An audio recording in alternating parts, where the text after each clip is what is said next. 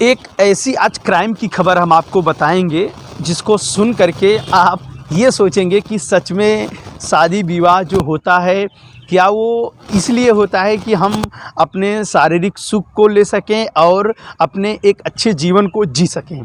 जी हाँ, एक ऐसी ही हम क्राइम खबर आप सबके लिए लेकर आए हैं। आप जानते हैं क्राइम अलर्ट आप देखते होंगे, क्राइम 100 देखते होंगे, क्राइम पेट्रोल देखते होंगे। ऐसे कई सीरियल्स आते हैं जो लोगों को जागरूक करते हैं और वो सच्ची घटनाओं पर जो घटी रहती हैं उन्हीं को वो काल्पनिक करके दिखाते हैं, उन्हीं को अपने जो है कि कलाकारों के द्वारा पीरो करके आपको दिखाते हैं। हम एक ऐसी खबर को लेके आपके सामने आए हैं जहां एक पति और पत्नी और बीच में एक प्रेमी की बात हम आपको बताएंगे।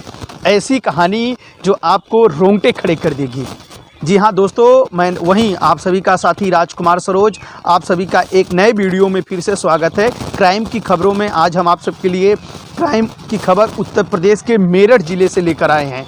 जो कहानियाँ ऐसी बनकर आई हैं, जो कहानियाँ ऐसी उलझा करके आपको आज समझनी पड़ेगी, ऐसी एक एक कड़ी को हम जोड़ करके बताएंगे और उन्हीं कड़ियों को आप जोड़ करके समझेंगे कि क्या शातिर पत्नी निकली।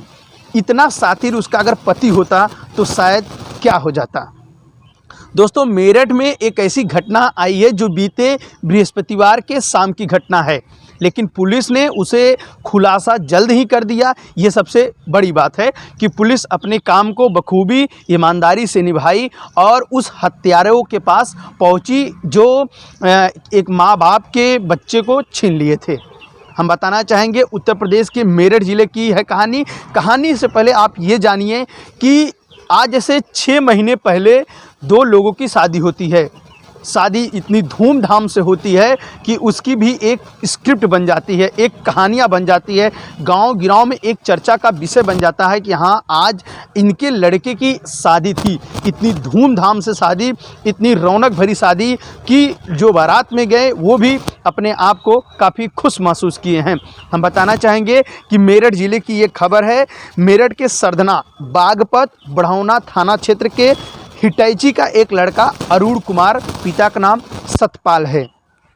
जो सतपाल जी बताते हैं कि एक उनके पुत्र की शादी अर्चना नाम की लड़की रहती है जो कुसावली की रहती हैं, उनकी शादी तय होती है। ये शादी तय होती है और 22 जून की इनकी शादी हो जाती है।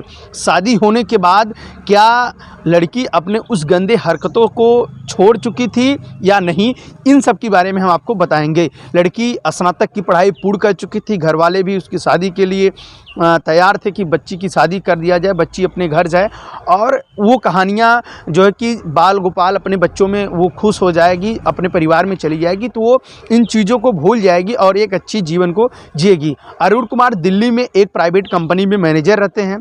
उनके भी और भाई और बहन रहते हैं जिनकी सबकी शादियां हो गई रहती हैं। अरुण कुमार छोटे रहते हैं तो उनकी भी शादी 22 जून को हो जाती है। शादी होने के बाद भी पत्नी अपनी गंदे हरकतों से बाज नहीं आती है। बीते बृहस्पतिवार को जो है कि उनकी पत्नी कहती है कि आज आप छुट्टी ले लीजिए और जो है कि तबीयत नहीं सही है, दवा लेने के लिए हम लोग को चलना है और मजबूर होकर उन्हें छुट्टी भी लेना पड़ता है। अरुण कुमार छुट्टी लेकर के दोपहर 11 बजे दवा के लिए निकलते हैं, सरधना निकलते हैं दवा के लिए, जहां दवा लेते लेते उनको काफ़ी समय हो जाता है तो वो 4:30 बजे अपने ससुराल जो कि चले जाते हैं कुसावली। जब ससुराल चले जाते हैं तो वहाँ से लौटते हैं 5:30 बजे अपने घर टढ़ैची के लिए वो लौटते हैं।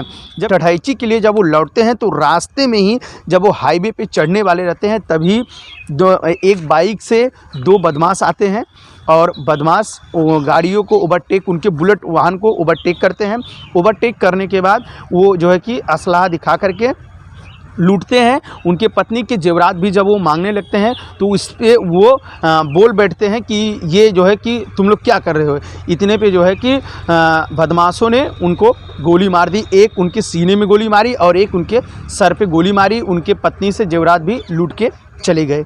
तो राहगीरों की मदद से वो अस्पताल लेके जाने लगती हैं उनकी पत्नी अर्चना, जहाँ रास्ते में ही उनकी मौत हो जाती है।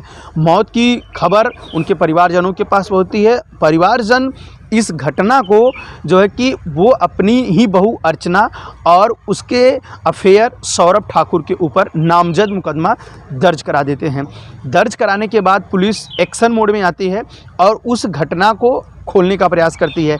पहले तो पुलिस परिवारजनों से बात करती है, इसके बाद उनकी पत्नी अर्चना से बात करती है। तो अर्चना की कॉल डिटेल्स निकालती है और उनसे कॉल डिटेल्स निकालने में सबसे चौंकाने वाली बात आती है कि जिस दिन हत्या हुई रहती है उस दिन अर्चना लंबी बातचीत एक अन्य नंबर पे की रहती है। जो अन्य नंबर पे बात की रहती है, जब उसको पुलिस ढूंढती है तो उसका प्रेमी सौरभ ठाकुर निकलता है, जो उसी कुसावली गांव का रहने वाला है। दोनों मिल करके, अर्चना और सौरभ ठाकुर मिल करके एक शार्प शूटर का हायर कर लेते हैं। शार्प शूटर आप समझ सकते हैं कि हायर मतलब किसी व्यक्ति को मारने के लिए हायर कर लेना, मतलब उसको पैसे दे करके किसी को मरवाना, इसे शार्प शूटर कहा जाता है। तो शार्प शूटर हायर कर लेते हैं और वो कहानियों को सेट कर लेते हैं और सेट समयानुसार अरुण की हत्या होती है। इस हत्या में जब पुलिस जो है कि जांच पड़ताल करती है तो अरुण के पिता सत्यपाल सारी कहानियां बता देते हैं कि शादी के दिन भी जो है कि अर्चना के मोबाइल पे फ़ोन आए थे, जो लंबी बातचीत हुई थी, इससे भी हम लोग को शक था। हम बताना चाहेंगे कि अर्चना के पति अरुण कुमार अपनी पत्नी को सरकारी नौकरी के लिए वो लगातार पढ़ाई लिखाई के लिए सजग रहते थे और वो चाहते थे कि वो पढ़ लिख कर एक सरकारी नौकरी पा जाए। लेकिन यहाँ पत्नी अर्चना अपने चल रहे अफेयर सौरभ ठाकुर को पाने के लिए उन्हीं को भेंट चढ़ा देती है।